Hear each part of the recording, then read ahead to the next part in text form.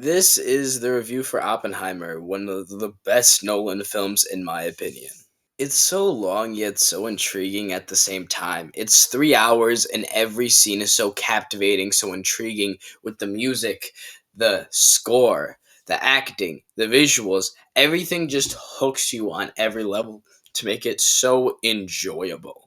This is some of the best music I think we've gotten from Nolan since Interstellar. And I know that sounds like an exaggeration, but it's really not because the music is so good. It builds this tense, captivating, amazing atmosphere, and we just see it keep going throughout the entire movie as we're just sucked into these beautiful soundtrack and how it captivates us to keep watching the movie and to keep just continuing on. Even though it's a 3 hour movie, it's one of the main things that helps us to keep us captivated within the film, keeps us hooked and engaged with everything that's going on.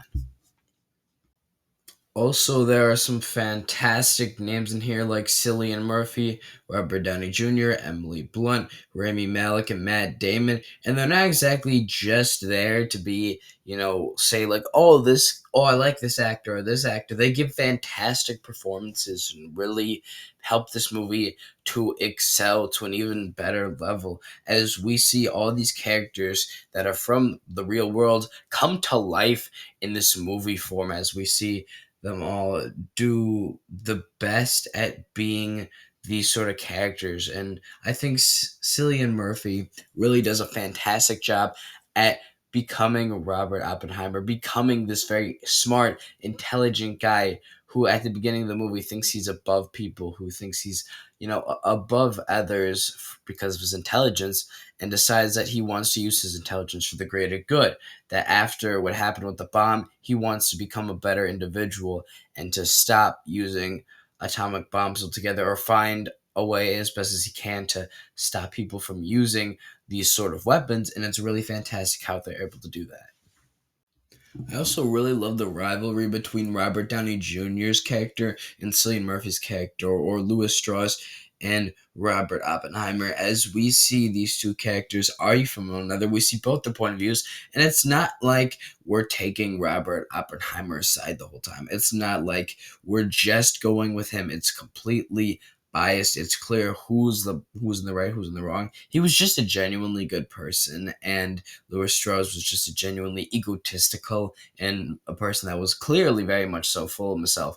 And you can really see that throughout the movie as it's told through a very unbiased perspective, as Robert Oppenheimer is not really shown to be a great person. He's just shown to be somebody who tries his best to be a better individual. And I think that's what makes it so great. And it makes it even more heartbreaking when he loses. And I know it's a part of history, but it's just sad that somebody as good of a person as him was denied something that he deserved, something that he probably should have, wanted. And it's just a heartbreaking but also very interesting rivalry because I don't think we see the two interact in the entire movie really at all, besides a couple of times.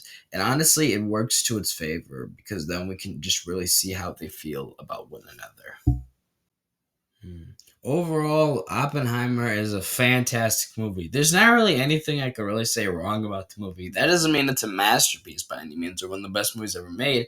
It's just so well done, and you can't really name anything wrong with it because it's just a really well done, really well made movie, and it does everything that it's trying to do right. I think it really made the perfect movie just about these characters, about these people, and these individuals that I didn't really know much about, but I think seeing it through this lens of this case and how they use that to sort of pinpoint events and explain events to us in a very well done way also works to its advantage as well.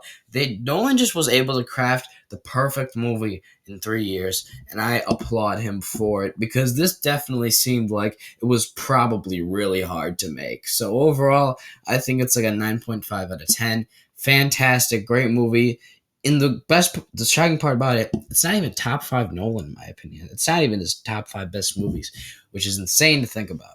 But overall, fantastic movie. Probably my favorite movie of the year, if I'm being honest.